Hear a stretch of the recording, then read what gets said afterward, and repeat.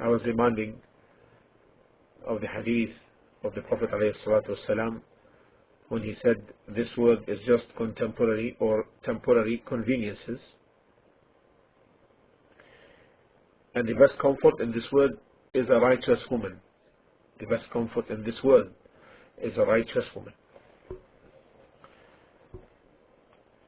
So she is sought, the one who is a sound Muslim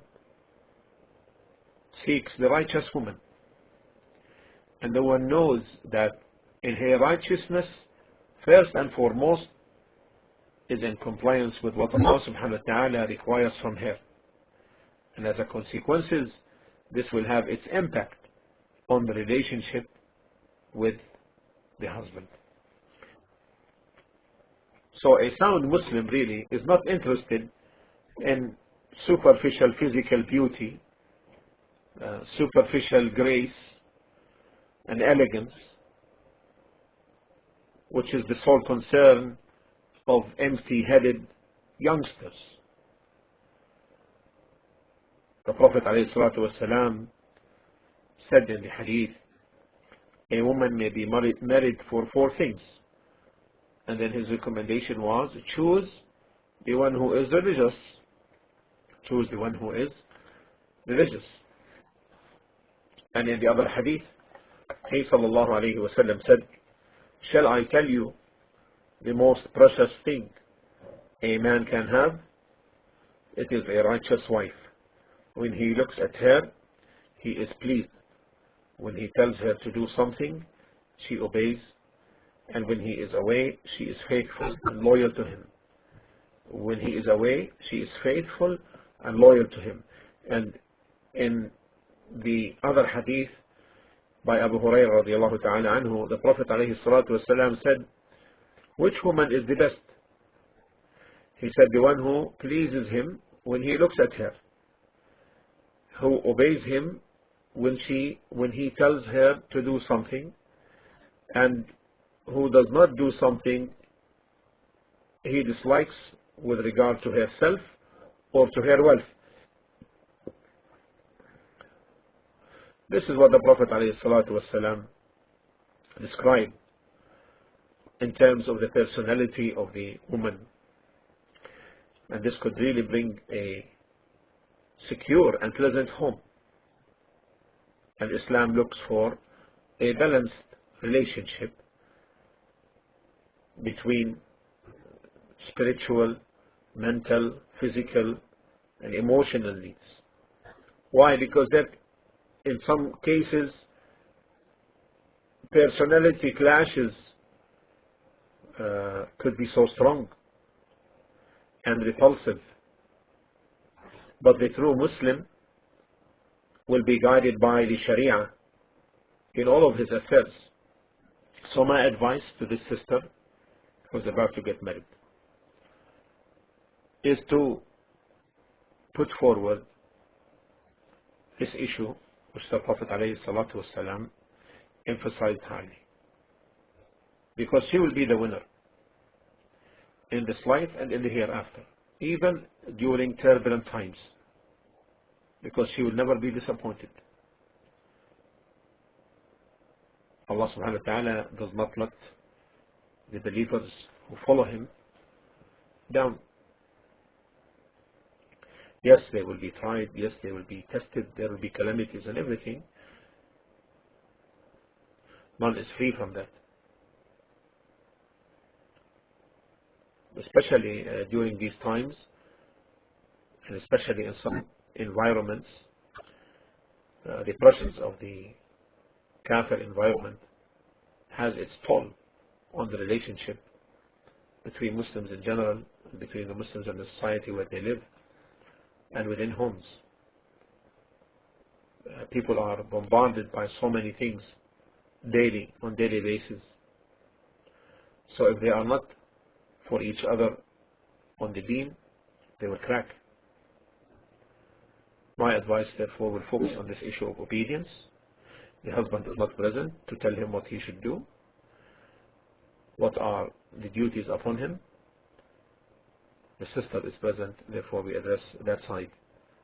This is the greatest thing of an advice for a sister to be told, is to obey in accordance with obedience to Allah Azza wa Jal. And try to, at times of disagreements or difficulties, try to discuss this with the husband first before taking them out, and to be honest regarding any problem that may arise. And her objective should be, if anything would arise, and it's expected to, is to reconcile and make things work. From the good things to keep at home is a good Islamic library for both to read and to benefit and to record points of benefit, especially in terms of the creed and relationships. This will bring openness and will take any kind of fake attitudes out, because here you go, you'll find things in accordance to what Allah subhanahu wa ta'ala wants, what the Messenger sallallahu alayhi wa sallam commands. The other thing is, if there are shortcomings in terms of the adherence to Islam with respect to the husband, these shortcomings can vary. Some of them will be of a greater magnitude than others. So there should not be exaggeration in terms of these things when they are of a lesser magnitude. And from the things which I would advise is, let the issues and problems be the last thing to talk about. If the husband comes from work, and the sister should be aware that to use the proper wording of receptions and the good word. And then when time allows, the atmosphere is clear, sounds appropriate to discuss things, then she may open some of the things. And not all at once at a time that is appropriate and fitting. So she needs to use some wisdom in that. Also, from the things which I would emphasize is to keep the home clean, the duty is fulfilled. This brings harmony and appreciation. Also, in terms of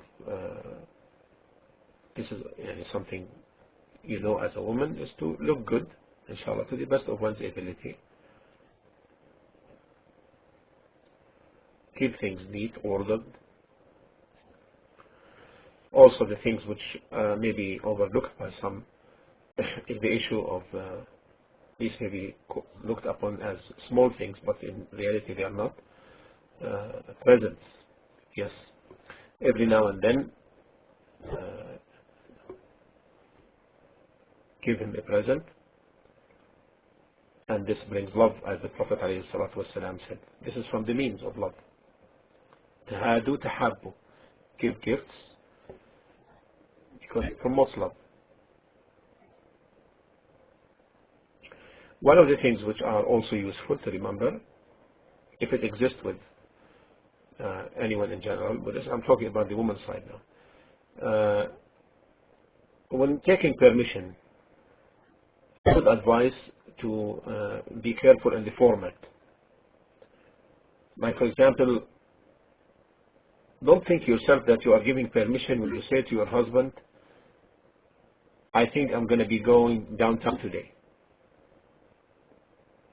or I might go downtown today, thinking in this way that she is now asking for permission.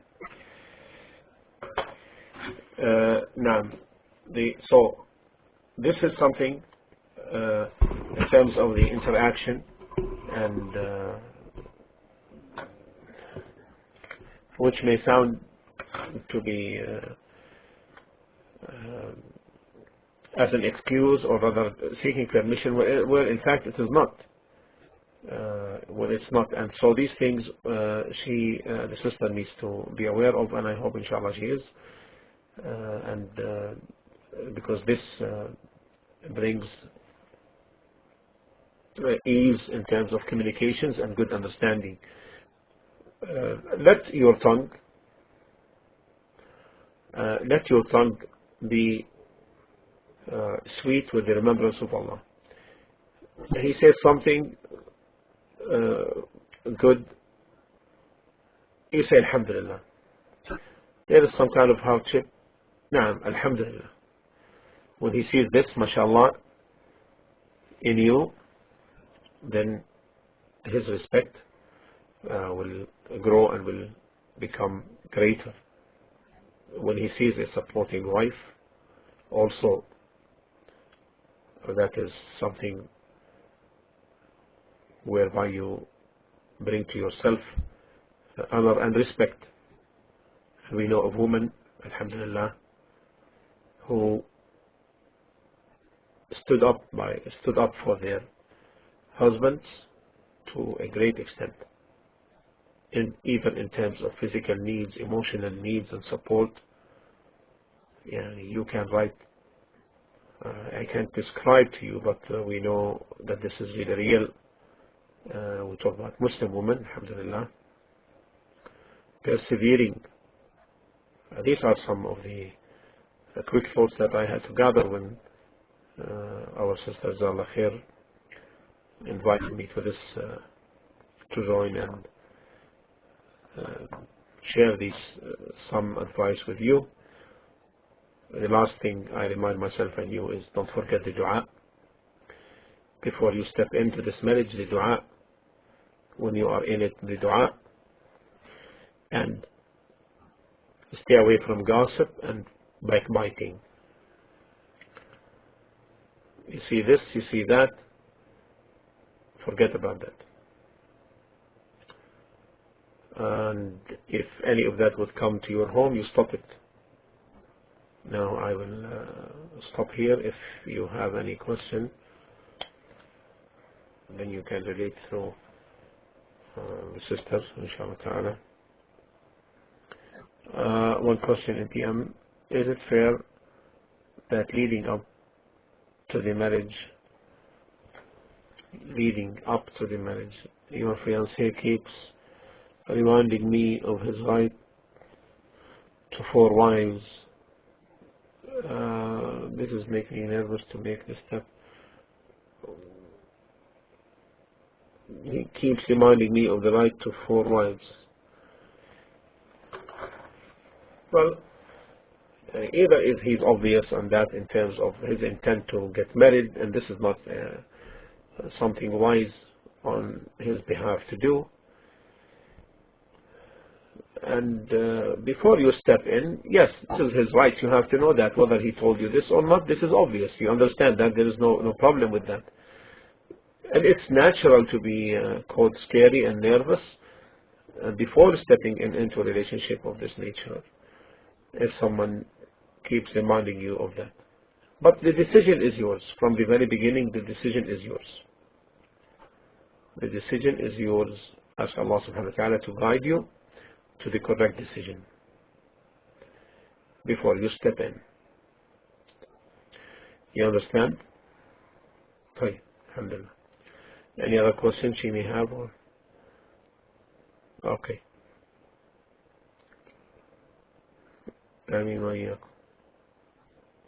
How should you control your shyness and nervousness? No, let it be natural. Let it be natural. This is normal. Yes, this is normal. If this is not there, then there is some problems. You understand? So be yourself. Be yourself. This is norm. This is part of the nature of the woman, and even the sound woman. I'm not talking about the one who's having no feelings or no shyness whatsoever. No. This is quite normal, inshallah ta'ala, and to the contrary, it is to your advantage, inshallah. To the contrary, it is to your advantage.